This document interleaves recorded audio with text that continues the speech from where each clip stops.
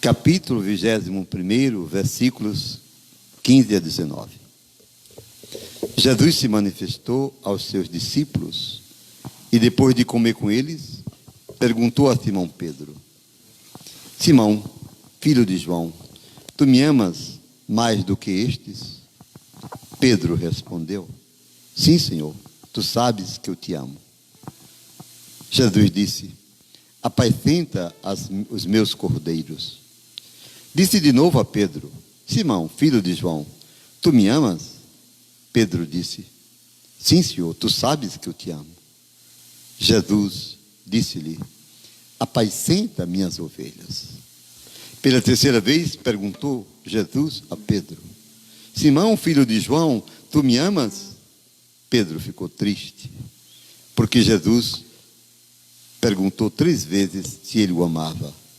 E respondeu: Senhor, tu sabes tudo. Tu sabes que eu te amo. Jesus disse-lhe: Apacenta as minhas ovelhas. Em verdade te digo, quando eras jovem, tu mesmo te cingias e ias para onde querias. Quando fores velho, estenderás as mãos e outro te cingirá e te levará para onde não queres ir.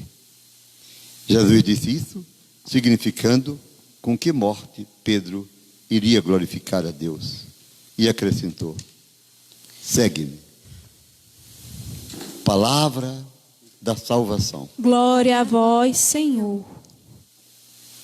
Queridos irmãos, queridas irmãs, nessa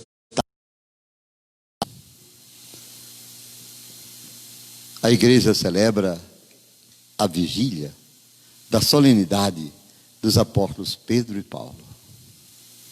Como é bom celebrar a vida dos apóstolos, porque nós somos uma igreja apostólica. Vem daqueles que o Senhor escolheu e constituiu como chamados as 2 colunas de base da igreja. Quem era Pedro? Um pescador da Galileia, acostumado a pescar no lago de Genezaré. Tinha até uma pequena empresa, viu? Uma companhia de pesca. Eram 5 que trabalhavam com ele. Um homem rude. Um dia, quando estavam lavando as redes, depois de uma noite de pesca, encontrou alguém. Alguém que o olhou com amor. Eu imagino aquele olhar de Jesus sobre Pedro, sobre os seus apóstolos, chamando-os: segue-me. Simão deixou as redes, deixou sua barca e apaixonadamente começou a seguir aquele homem. A princípio nem sabia quem era. Fora apenas atraído por algo inexplicável, um chamado. Mas você seguiria alguém que você não conhece? É que o chamado tinha o poder divino. Quem dissera segue-me é Deus, Deus humanado. A experiência de Pedro é notável. Para quem conhece os evangelhos, percebe ser um homem destemido, corajoso. Era talvez o mais idoso do grupo. Pedro é aquele que, num dado momento, nos momentos mais decisivos, vai estar com o Senhor, mesmo quando vai negá-lo por 3 vezes. Um dia, Nosso Senhor disse: Vocês também querem ir embora? Porque ele havia pregado as exigências dele para o seguimento. E os judeus que acompanhavam Jesus estranharam, acharam duro demais. Amar o inimigo, se alguém bater a tua face e dar o outro lado, fazer o bem sem nunca querer nada em troca, dar-se por amor, renunciar tudo, tomar uma cruz e segui-lo. Uma linguagem dura, exigente, e começaram a ir embora. Muitos já não o seguiam, diz o texto. Vendo isso, Jesus pergunta aos 12: então, vocês também querem ir embora? Podem ir. Que liberdade tem esse homem. Isso acontece já quase no fim de sua missão.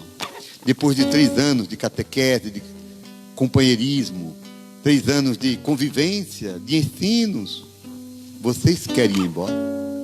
E é Pedro que responde, cheio do Espírito: para onde iremos nós, Senhor? Só tu tens palavras de vida eterna. Observe a resposta de Pedro: para onde iremos nós? Como essa palavra se aplica a mim e a você, num contexto das angústias, dos sofrimentos que nós atravessamos. Tantas dúvidas, ansiedades, tantas pessoas no seu limite, já há 4 meses, no isolamento social que nos foi imposto por uma realidade não prevista. Também nós devemos dizer: para onde iremos nós, Senhor? Só tu tens palavras de vida eterna. Foi Simão o primeiro a revelar a divindade de Jesus. Sabiam disso? Essa passagem ela é extremamente importante para se entender o primado de Pedro, o ministério petrino que Jesus lhe confere. Tu és Pedro, e sobre esta pedra edifico a minha igreja. É que Jesus faz uma pergunta aos discípulos: o que dizem a meu respeito? O que pensam os homens a meu respeito? E eles começaram a dizer o que ouviam pelas estradas, nos povoados, o que eles ouviam do povo. Uns dizem que tu és Elias. Elias, o grande profeta que fora arrebatado num turbilhão de fogo e que todo o povo de Israel esperava, como ainda espera, a sua volta. Outros dizem que és João Batista. João Batista já tinha sido morto por causa do ódio de Herodíades. Herodes tinha mandado decapitar João Batista. João foi um profeta famoso, arrastava multidões. E é João quem vai dizer: eu não sou o Messias. No meio de vocês está alguém que é muito maior do que eu. Eu nem sou digno de aproximar-me dele para desamarrar as correias de suas sandálias. Ele virá após mim. Uns dizem que tu és João Batista. João Batista então teria ressuscitado. Uma ideia absolutamente falsa. Outros dizem que és um dos grandes profetas que ressuscitou. Ideias absolutamente contrárias ao pensamento de Jesus. Quero repetir: ideias absolutamente contrárias ao pensamento, à doutrina de Jesus. Jesus, inconformado com as respostas abstratas, erradas a seu respeito, pergunta-lhes: e para vós, quem eu sou? Para vós, quem eu sou? Essa pergunta ele faz a você que me escuta, faz à sua igreja, faz ao mundo de hoje. E é Pedro que, cheio do Espírito, se levanta no meio do grupo e dá a mais linda resposta, que é o fundamento de toda a doutrina cristã. Repito, o fundamento de toda a doutrina cristã, católica, evangélica e ortodoxa. Tu és o Filho de Deus vivo. E Jesus diz: Simão, tu és feliz, porque não foi um ser humano que te revelou isso, foi meu Pai que está nos céus. Por isso eu te digo que tu és Pedro, e sobre esta pedra eu edifico a minha igreja. Pedro é o primeiro a dizer ao mundo: tu és o Cristo, o Messias, o Filho de Deus encarnado. Tu és Deus conosco. Que maravilha, né? Como São Pedro deve ser honrado na igreja. E Jesus lhe confirma aí, a partir da revelação que o Pai lhe concede: tu és pedra, e sobre esta pedra eu edifico a minha igreja. Isto é, sobre a verdade que tu revelas: eu sou Deus, eu vim para salvar o mundo. Não posso deixar de dizer que Pedro sempre foi o mais próximo. Mas é interessante perceber que nós todos carregamos fraquezas.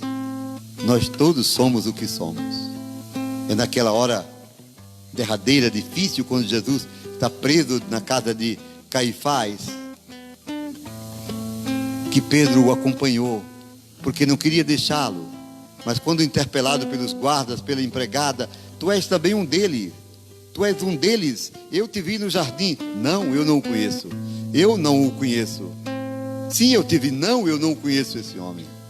3 vezes Pedro nega Jesus. E de novo, aquele mesmo olhar que acontecera lá no lago, um olhar penetrante sobre aquele homem. Segue-me. Agora, há um olhar de um homem sofrido, humilhado, mas é Deus. Quando olha, não diz nada e diz tudo. O olhar de Jesus sobre Pedro o faz chorar amargamente. Chora seu pecado. Pecar não é o problema, porque é humano. O triste é quem peca e não se arrepende. Você compreendeu? Talvez seja para você que eu esteja falando. Seja hoje a hora em que você possa dizer: pequei, Senhor, misericórdia. E é este homem que vai ser confirmado, como vimos no Evangelho de hoje, na missão de governar a igreja. Apacenta as minhas ovelhas. Mas Jesus pergunta-lhe 3 vezes. Há quem diga, exegetas, estudiosos da Bíblia, que é para reparar as 3 vezes que Pedro negara. Talvez não seja. É que o Senhor confirma Pedro: apacenta minhas ovelhas, os meus cordeiros, e o abençoa. E Pedro se tornou a palavra Papa. Eu quero continuar insistindo, dizendo, ela é formada de 4 letrinhas, não é verdade? Pedro, apóstolo, principal dos apóstolos. Pedro, apóstolo, principal dos apóstolos. Você ouviu? Agora diga que não é verdade. Tu és pedra, e sobre esta pedra edifico a minha igreja. Está na Bíblia. Está na Bíblia, minha filha. Queridos irmãos, queridas irmãs. E Paulo? E Paulo? Vocês se lembram da primeira leitura? Do livro dos apóstolos? As atas apostólicas dizem quem era Paulo. E ele mesmo se declara: eu fui formado aos pés de Gamaliel, grande formador. Gamaliel era o doutor da lei por excelência. Eu fui fariseu, defendi a minha doutrina ardorosamente, persegui a igreja, julgando estar prestando serviço a Deus. Eu odiava quem seguia esse homem Jesus. Olha como fala o próprio Paulo, um homem intelectual, diferente de Pedro, na sua humildade de pescador. Paulo é destemido, fariseu autêntico, e queria defender a lei de Moisés, as tradições do seu povo, a religião de seu povo, e por isso pede às autoridades cartas, mandato de prisão, e vai para Damasco, determinado a pegar, aprisionar todos os cristãos que ele encontrasse pelo caminho e na cidade de Damasco. Paulo foi o maior perseguidor da igreja na época. Paulo, não se espante, foi cúmplice do assassinato de Estevão, um jovem Estevão, o primeiro diácono de nossa igreja. Pois está escrito que não só aprovava o apedrejamento de Estevão, que anunciava o nome de Jesus, mas não só aprovando a morte de Estevão, tomou nas suas mãos as vestes brancas de Estevão, ensanguentadas. Paulo teve as mãos ensanguentadas do sangue do primeiro mártir da igreja. E foi esse homem que Jesus quis chamar para ser o maior apóstolo, o maior pregador de todos os tempos. Pense, não resista ao chamado, descubra-o no seu coração. Não importa se você já falou mal da igreja, não importa por onde você andou, importa que você hoje possa dizer como Paulo, quando encontrou Jesus no caminho de Damasco, caindo do cavalo, pergunta: quem és tu? E o Senhor mansamente lhe diz: eu sou Jesus, a quem tu persegues. Mas Paulo não conhecia Jesus. Ele o odiava e odiava aqueles que o seguiam, a igreja. É interessante, meus irmãos, minhas irmãs, que Jesus toma para si a perseguição que Paulo está fazendo aos discípulos.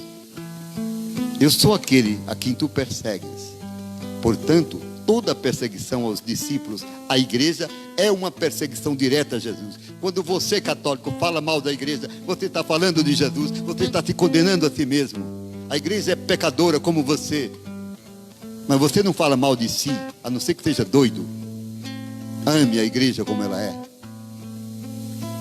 Eu sou Jesus a quem tu persegues. Paulo diz: Senhor, que queres que eu faça? A mais bela afirmação: que queres de mim? O homem arrogante está no chão. Levanta-se o apóstolo, levanta-se o missionário, levanta-se o cristão. Que queres que eu faça? Também podes tu dizer o mesmo hoje, aí na sua casa: Senhor, que queres de mim? E o Senhor poderia ter dito tudo ali: eu quero lhe fazer missionário, eu quero lhe fazer luz para as nações, eu quero lhe enviar. Tudo isso já estava no coração de Jesus, mas ele não o diz. Não o diz. Pelo contrário, olhe bem, vai a Damasco e lá encontrarás Ananias. Vai à igreja, é a igreja autora, com autoridade para dizer o que se deve fazer. Você compreendeu? Vai a Damasco para um dia perseguir-me na minha igreja. Lá te será dito tudo o que eu quero de ti. É a igreja que vai dizer a Paulo o que ele deve fazer. É assim que Jesus age. É assim que o Senhor quer agir na sua vida.